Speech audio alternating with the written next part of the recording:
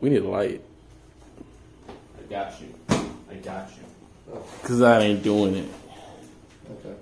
That's right. Remember that big... Oh, yeah, it's Sean's. You still filming? Yes, I am. Don't stop filming. Oh, wow. What's going on, everybody? Thank you for stopping by the channel. Today, you guys have seen him on my channel before. We always mention him, SM Photos. We are installing some D2 lowering springs on his 10th gen Civic SI. It currently has a PRL front mount and intercooler piping and downpipe, if I'm not mistaken. He can actually go ahead and correct me if I'm wrong. What are the mods already? Right now, it's got the RB6 downpipe, PRL intercooler, just regular Honda. No, something that's not chipped or anything like that already. Alright, cool. And yeah, now we're installing these D2 lowering springs. We already completed the rears. It's really easy. It's literally one bolt for the control arm and one bolt for the sway bar, and the spring just comes out. It's nothing. The front is a little more complicated, which is why we're actually gonna film this. And yeah, see you guys in 1 second. Nah, we ain't going nowhere. Oh my Stay God. tuned. We live, baby. We live. How many engines have you blown up in the past year? Oh man, too many to count. Oh, this is for all of you 10th gen owners, you 1.5T owners. Yeah, yeah. Go on, explain your doings. Nah, man, I'm just chilling. Not in this car, in the Sport. And for those of you that want to know, the rods in the Sport motors are not the same as the rods in the SI motors. He learned that the hard way. Yeah, basically, I had a manual 18 Sport hatchback, full bolt-ons, tuned, and the first time it happened, I wasn't tuned. I just had my bolt-ons on there. I had the Honda +9, and then that motor blew after about 30-something thousand miles, just cruising. Second motor I got, same bolt-ons, got it tuned, pushing decent power, and that lasted about 3 weeks. You can see the pain in his eyes. I fucked up. You can see the pain in your eyes. Okay. Yeah, regular cruising it blew up. So the rods are not the same. The Sport block was definitely built a lot weaker than the SI block. Yep. So, now we're going to go ahead and show you what you need to do to remove these struts. I personally do not use a spring compressor. I think they are one of the most dangerous things you could possibly use inside of a shop. But that's my personal opinion. So what I do is, if you guys come over here, I'll go ahead and unplug the magnetic ride and just say, unbolt the brake lines and all that stuff, the stabilizer link, and then the 117 bolt for the strut down here. Take that out so it's nice and loose. Then I'll come up to the top and break the strut bolt loose with an impact gun and let all the pressure just release inside of there, so I don't have to worry about the spring or the top hat flying when I go to remove it outside of the car.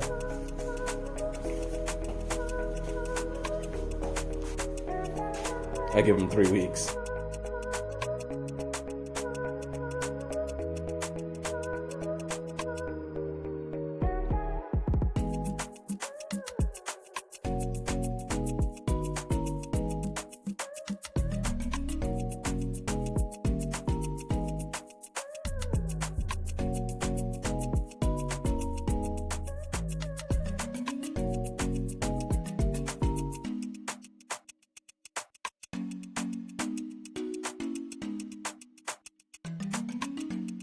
Now that the sway bar or the stabilizer link is out of the way, lower bolt is out of the way, I'm going to go ahead and unbolt the brake line. I already unplugged the magnetic ride and loosened it from back here.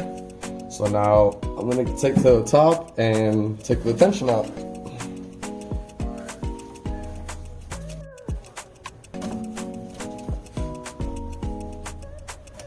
So what did you do there? You unclip the what?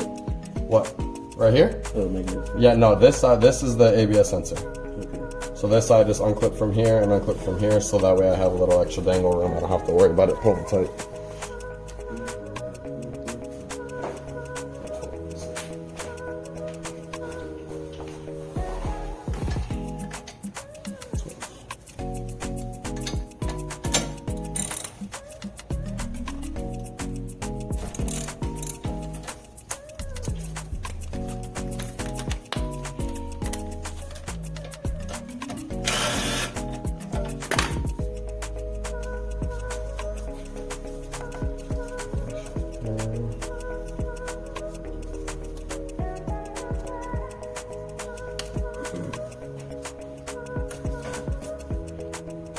make sure and take the little clip off of the back of the shock and don't just break it off because you're gonna want to set it back in place.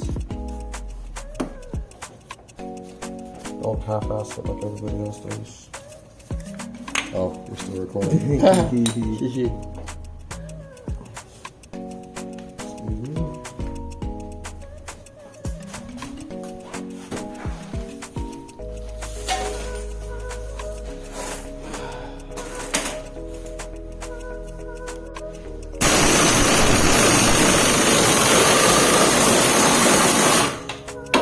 Safety distance. And just like that, nobody gets hurt. And you don't have to worry about your head flying off because of the manifold compressor. I got hurt. Yeah, but you need a trim.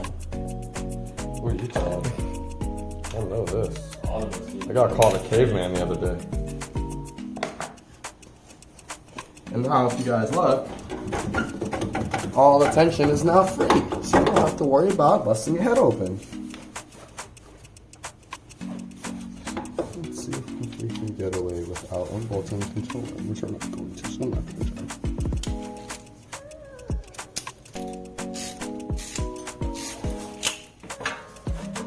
try. Now, underneath the control arm, there's 317 bolts. You're gonna want to remove those so you can pick the spindle up out of the control arm and actually get the shock out all the way.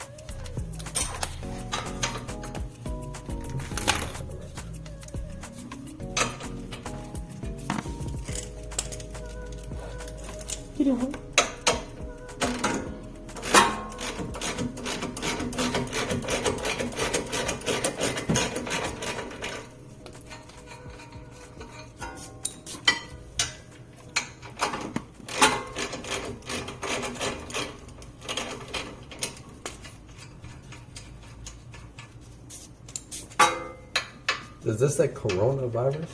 Coronavirus? Look, right here, look. Honda coronavirus. That's what that says in Chinese right there. Look, right there. Look, right here, look. In Chinese. In Chinese. You see those letters? Come here. Come here. Look. Oh.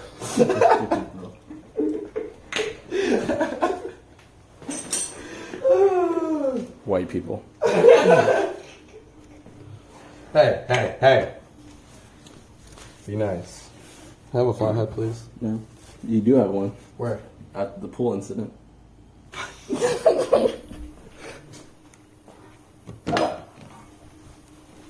We were actually talking about that the other night.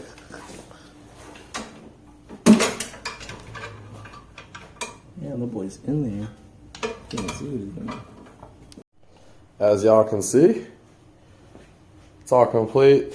We really just had to show you how to do the front. The rear is pretty easy, self-explanatory. We just gave you a little extra tips for the front. But yeah, we're gonna go ahead and pull it out the garage now. But yeah, one more time on camera and see what I do to you. We're gonna pull it out now and see what it looks like.